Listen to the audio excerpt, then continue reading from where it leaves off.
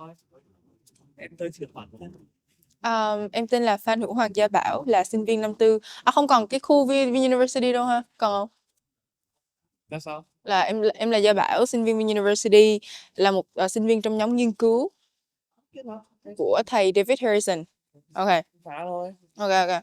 Hai, ba. Em tên là Gia Bảo, là sinh viên University và đồng thời là một sinh viên trong nhóm nghiên cứu của thầy David Harrison. Ừ. Vai trò của em trong chuyến đi đến địa phương với thầy là gì? Đối với những chuyến đi đến địa phương với thầy thì em có cơ hội được tiếp xúc với người dân Bà Nà, và đồng thời là học hỏi được rất nhiều về những kiến thức của họ liên quan tới môi trường và cách họ vận hành trong cuộc sống hàng ngày. Đặc biệt là em đã có cơ hội được học hỏi về cách họ làm nên những loại vải được thông dụng trong làng. Mình một trải nghiệm hay là một điều khiến em ngạc nhiên Ừ. qua những cái chuyến đi đấy? Em nghĩ là điều khiến em ngạc nhiên nhất chính là việc mà họ có một lối sống hoàn toàn tách biệt với những gì mà em thường biết tới về những tòa nhà cao tầng, hay là việc sống trong một môi trường có rất nhiều công nghệ điện tử. Tuy nhiên, họ lại hạnh phúc hơn rất nhiều so với những người mà em thấy xung quanh. Vì vậy nên là khiến cho em có những cái bài học và những cái suy nghĩ về trải nghiệm đó. Vậy thì trong các chuyến đi mỗi người thường phải phụ trách một cái mảng riêng, thì em phải phụ Ừ. trách một cái chủ đề gì? Ờ, em có cơ hội được đến làng và phụ trách về cách mà họ sản xuất ra vải, cách họ thêu dệt nên vải, bởi vì trong làng thì có một người nghệ nhân và bà ấy đã làm vải từ từ thời ông và thời cha. Và đến bây giờ bà vẫn làm vải, và những chiếc vải mà bà làm thì được sử dụng mọi nguyên liệu hoàn toàn từ trong làng, từ màu sắc cho tới nguyên liệu. Và mỗi chiếc vải của bà là còn phải mất tới hàng tháng mới có thể làm xong, cho nên là em đã học được nhiều về cách họ sản xuất vải. Ừ. Vậy sau những chuyến đi thì em có rút ra được một điều gì đấy, có thể bài học, có thể là một điều ghi tâm em Ừ. vẫn nhớ cho đến bây giờ không?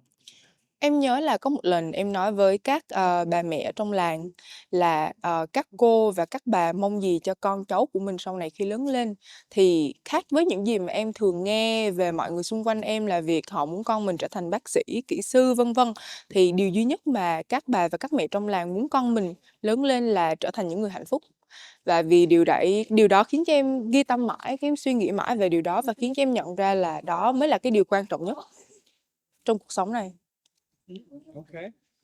Và điều cuối cùng thì với những bạn và cấp 3 hoặc có thể là sinh viên, Ừ. không chỉ ở VDB mà có thể ở khắp nơi, nếu như các bạn đó hứng thú với việc phổ cập thêm kiến thức, học thêm về văn hóa của những người dân tộc, cũng như là Ừ. công cuộc gìn giữ văn hóa dân tộc cũng như là môi trường, thì em sẽ có gì để truyền đạt đến các bạn?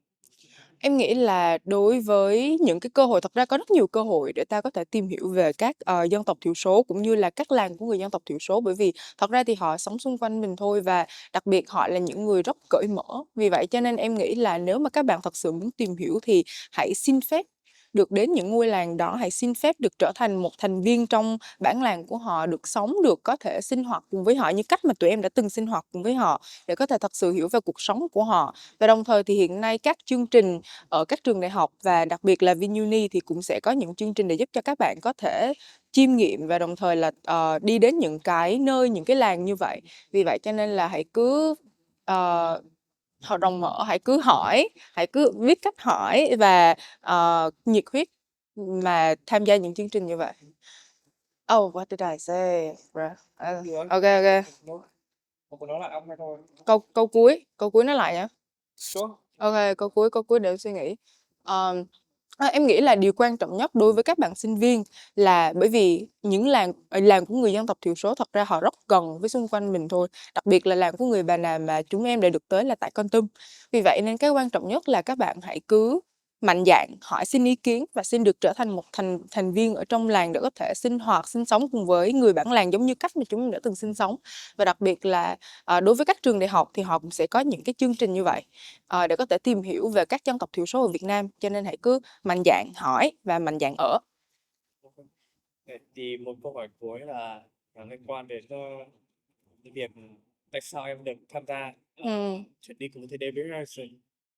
Thật ra thì, em đã biết về cái dự án của thầy từ khi mà em là sinh viên năm nhất. Nhưng mà thật ra là lúc đó, thầy sẽ ưu tiên các bạn nam hơn bởi vì là việc đến làng khá là khổ.